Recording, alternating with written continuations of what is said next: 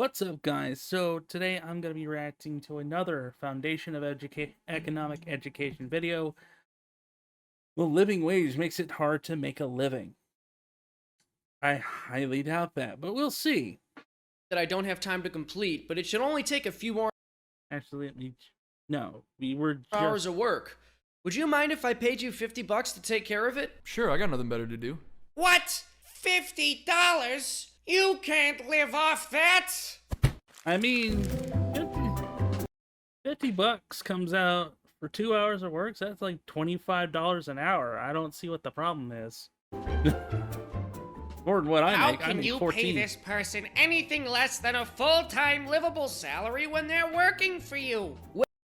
Well, because not every service we might exchange money for requires a full-time salaried employee. For example, I have a client who's paying me $2,000 to create a short animation. I've spent the last month putting it together, but now I'm finding I won't have the time to complete the last 5 hours of work. There's two possible scenarios. I can find someone who's willing to work for me, let them earn a bit of money assisting me and deliver a product to a happy client, or you can shut me down for not paying a quote living wage unquote, in which case my project won't be completed. I'll miss out on my hard-earned money, my reputation will be damaged, the person willing to help me will miss out on 50 bucks, and the client won't get their product. Okay, first off, this right here is some absolutely dishonest poo. And here's why. The thing they're talking about is called contract work or gig work, okay? Which is completely separated from wage jobs. So, this is actually... So, here's the thing. There's several different types of employees. You have salaried employee, you have a hourly. Now, what they're talking about here is someone who would be essentially classified as a self-employed independent contractor. So, what this means is if you're a self-employed independent contractor, you approach a business or a company, or they approach you, they ask you to do something, and then you charge them X amount of money to do that job. Now, that is not being an employee. That is being a contractor. That would be like me going to Fiverr and saying, hey, Fiverr artist person, design me a logo, please. And they say, okay, $50 for work and whatever, okay? That is me getting a contractor to do a job. There's a difference between selling your services as a contractor and someone who is being paid a wage. Even the IRS and the government see it as two separate things. For example, as a wage or salaried employee, it is the job of your employer to pay the taxes for your employment. So whatever you earn, they take a slice of the taxes off, and then they pay it to you. When you're an independent contractor, you're responsible for paying your taxes on the money that you've earned from those contracts. So these are two separate things. This is like comparing apples to oranges. There's a huge world of difference here. But let's continue watching this. Seems pretty unfair that you'd be able to make everyone's life so much more difficult. But that's just greedy. You only feel that way because you're getting a living wage. I'm okay with it. Plus, I need some rent money. Quiet, you! Actually, virtually none of my clients pay me enough to live off of. Most of them can only afford to hire me for a few months out of the year for a fraction of the average salary. And again, as an independent contractor, you're selling them your services for X amount of period of time to do certain jobs. Not the same as being a wage employee or a salaried employee. By any stretch of the imagination. But fortunately, I've been able to accumulate enough clients so that my combined earnings are enough to support myself. But if you told each of my clients that because they weren't paying me a full-time salary, they shouldn't be able to hire me, I would never have been able to build my career or pay any of the private contractors I work with. That would be unfair to everyone. Huh. Well, I guess that makes sense for part-time work, but a lot of businesses pay low wages to workers who are with them full-time. Well, according to the Bureau of Labor Statistics, most minimum wage workers are young people working part-time. I call bullshit already. Now, of course, you know, if Seamus or these guys ever come back, they'd probably say, "Oh, no, it's true, it's true." It's like, and here's why I call bullshit already, okay? I, for one, live in a small town where the mass majority of jobs are all part-time retail or fast food working jobs. There is not a single thing of job or work here that isn't that, other than 3 places. 3! 2 are call centers, and 1 is L3. The only other source of revenue or job that you could possibly have in this town is joining the military.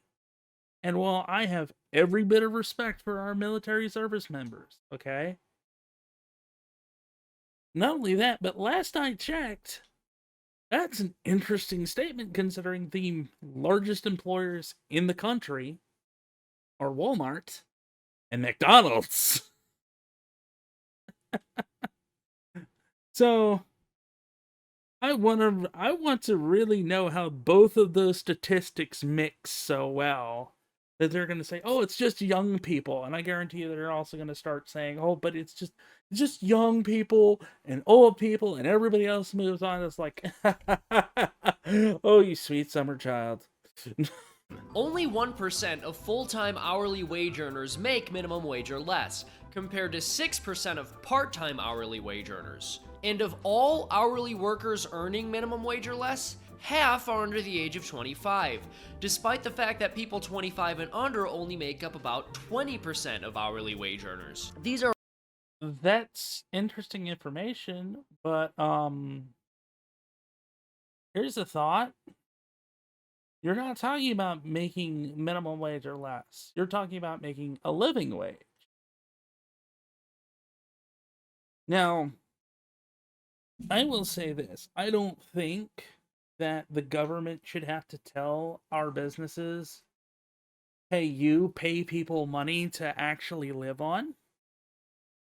And here's why, okay? Personally, as someone who was raised an actual capitalist, I will say this. If you as a business owner are not paying attention to the costs of your employees, how much it costs them to pay rent, how much it costs them to have a car, what their insurance costs are, what the food bill is, what the utilities are going to be, how much it is to put clothing, all of these things, you as the employer, when you hire someone, especially full-time, you are responsible for those costs, essentially. Because if you're not willing to pay someone enough to cover that, they don't have to work for you. People are mercs, they're mercenaries. They work for whoever pays them the best. You, as a business owner, by the way, not only should know that just for the wages, but you should know that because it actually impacts your business. If costs are high and people aren't earning enough, it affects you because it means people are not going to buy your products as often, or if at all. So it becomes imperative then for you to, and by the way, this is also something that Henry Ford figured out, most people who buy your product are going to be people who work for you. Turns out most of the people who buy McDonald's work at McDonald's. Because people who can afford better usually eat at better places than McDonald's.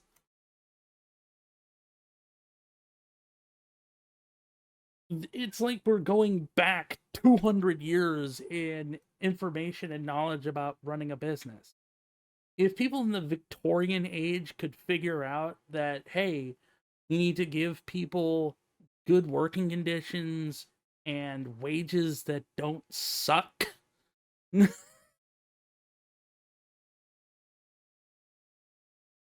It baffles my brain that 21st century CEOs and executives just in one ear, out the other one. And then they wonder why unions happen. Because again, to me, if your workers have to unionize to tell you, hey, boss, pay us money, that's your failure as a business owner. Because again, as a business owner, you're supposed to keep your eye on current events. You're supposed to keep your eye on what expenses are going to be like, what the demographics are like in your area that you're doing business in. Because if you don't, and you get caught up by surprise, it can lead to disaster for your business. If the area's demographics completely change, and everybody becomes impoverished because nobody wants to pay anybody an actual wage, we all lose. The employees lose, and the businesses lose as well. The employees lose because they end up not being able to make enough money to actually feed themselves or take care of themselves, and so ultimately their options are very few, and the businesses lose out because a few things happen, really. Either, like is very likely to happen, the minimum wage gets increased, so they have no other choice to pay people more, which they'll try and get rid of people, which again bites them in the arse, because every individual you remove from the workforce is another person that's not going to buy your stuff.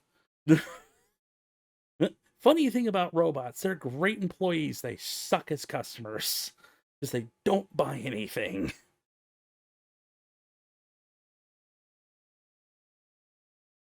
So you end up with a couple of things. You either lose money because you fired a bunch of people, and now that's that much more of your customer base that's gone. Or you end up with things like universal income being pushed through because you've gotten rid of all the low-income jobs.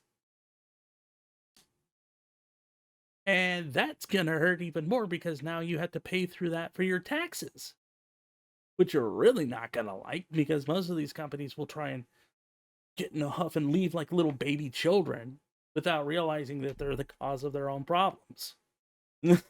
My rant over. Are often high school and college students working jobs in the summer and during the school year, people with other sources of income just looking for extra cash, and a lot of people who've not yet developed the skills or experience needed to command a higher salary. But most people Or don't never remain in will. low-paid positions their entire lives. Which, by the way,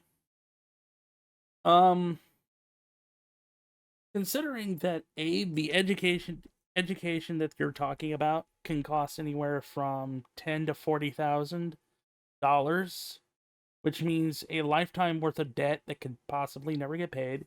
Even certifications for things like being an electrician, plumber, so on, like something such and such, can cost up to $5,000 to $10,000.